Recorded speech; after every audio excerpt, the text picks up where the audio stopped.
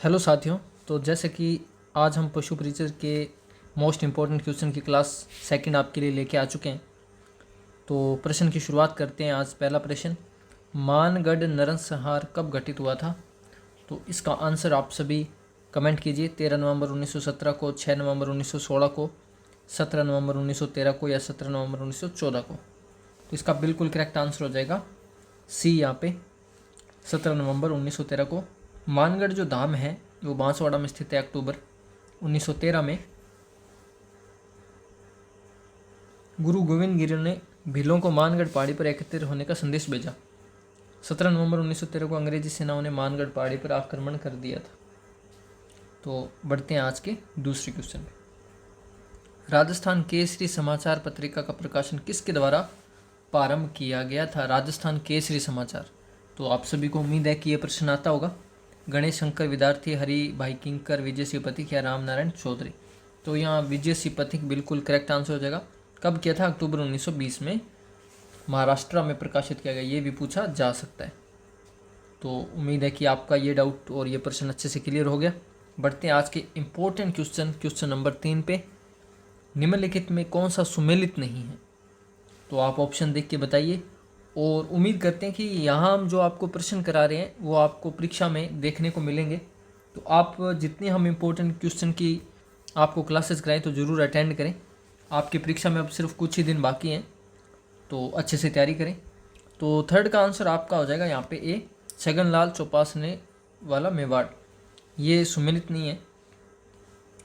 माणकेलाल वर्मा बलवंत सिंह मेहता है। ठीक है। तो बढ़ते हैं आज के क्वेश्चन नंबर 4 पे। रियासती विभाग की जो स्थापना है वो कब की गई थी? तो क्वेश्चन नंबर 4 का आंसर दीजिए। 18 जुलाई 1948 को, 7 अगस्त 1948 को, 7 अगस्त 1947 या 5 जुलाई 1947। तो हमारा जो रियासती विभाग है उसकी स्थापना कब की गई थी?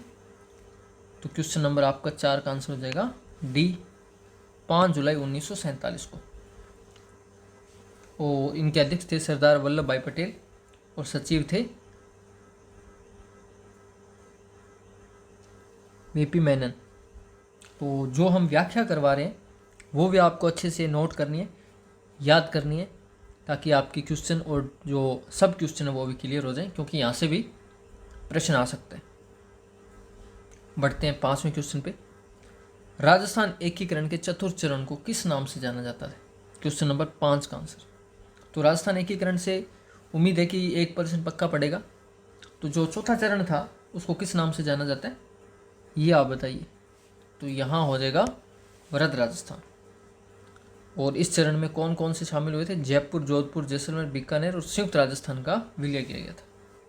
तो तीसरा चरण हो गया इसका संयुक्त राजस्थान। बढ़ते हैं आज की कक्षा नंबर क्वेश्चन नंबर 6 पे। लोठू जी निठारवाल प्रमुख स्वतंत्रता सेनानी का संबंध किस जिले से है? तो भरतपुर, सीकर, अलवर, जयपुर। बिल्कुल इजी क्वेश्चन है आपके लिए।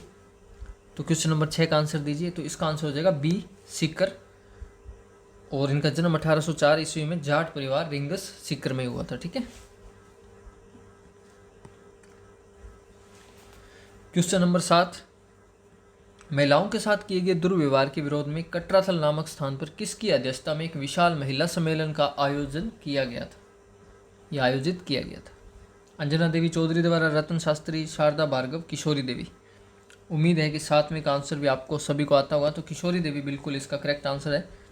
अपने पति हरलाल सिंह के साथ मिलकर शेखावटी क्षेत्र में राष्ट्रीय आंदोलन में भाग लिया।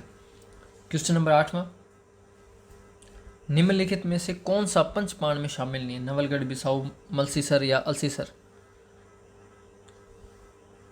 पंचपाण। तो इसका आंसर हो जाएगा अपने 8वें क्वेश्चन का अलसीसर। शेखावटी क्षेत्र में 5 बड़ी जागीरें थी, नवलगढ़, बिसाऊ, मलसीसर, ढूंढलोर और मंडावा, जिन्हें पंचपाणे कहा जाता था। तो यहाँ पे अलसीसर इसका हो जाएगा। जो शामिल थी वो थी नवलगढ़, बिसाऊ, मलसीसर। अब क्वेश्चन नंबर 9 पे आ जाइए। मिर्जा राजा जय सिंह के बारे में निम्नलिखित में कौन सा कथन सत्य है? तो इसका आंसर बताइए। मिर्जा राजा जय सिंह के बारे में निम्नलिखित में से कौन सा कथन सत्य है? आप ऑप्शन आराम से पढ़ लीजिए, क्वेश्चन की स्क्रीन आपके सामने है, और इसका आंसर कमेंट कीजिए जल्दी से जल्दी। क्वेश्चन नंबर 9 लिख के इसका आंसर कमेंट कीजिए। तो जिन्होंने सही करेक्ट आंसर दिया है तो ए है वो सत्य है। मिर्ज़ा राजा जैन सिंह अपने समय का वीर, साहसी, दूरदर्शी एवं कूटनीतिक शासक था। 1621 से 1667 ईस्वी, 10 वर्ष की आयु 1621 में आमेर का शासक बना। नाडोल के चौहान वंश का संस्थापक था कीर्तिपाल, लक्ष्मण, वक्तिराज, पृथ्वीराज। बिल्कुल इजी क्वेश्चन, तो उम्मीद करते हैं कि ये प्रश्न भी आपको आता होगा।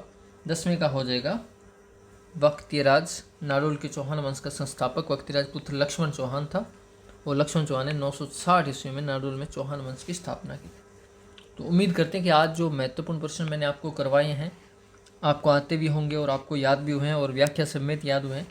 तो ये प्रश्न में से आपको पक्का परीक्षा में प्रश्न देखने को मिलेंगे, और हम जितनी ज़्यादा हो सकते हैं उतनी क्लासेज आपके लिए लेके आएंगे। तो ठीक है, मिलते हैं नेक्स्ट कक्षा के अंदर। Thank you.